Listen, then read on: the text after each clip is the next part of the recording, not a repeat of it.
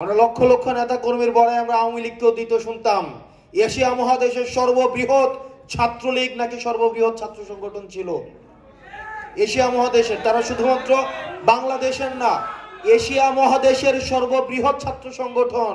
এখন torch light দিয়েও খুঁজে পাওয়া যায় না। এক জায়গায় বলে জয়, আবার 2 মাইল দূরে গিয়ে বলে বাংলা।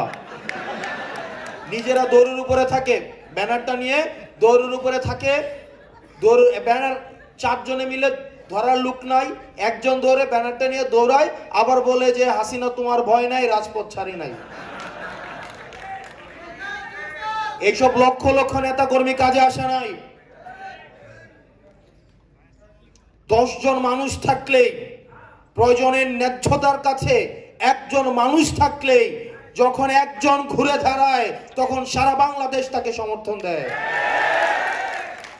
যে বিতর্কিত নির্বাচনের দিকে ইলেকশন কমিশন যাচ্ছে, ইলেকশন কমিশন একটা স্বৈরতান্ত্রিক একটা ইলেকশন কমিশনে রূপান্তরিত হয়েছে। আপনারা ইতিমধ্যেই জানেন আমাদের যে ইলেকশন কমিশন স্পাইনলেস একটা ইলেকশন কমিশন।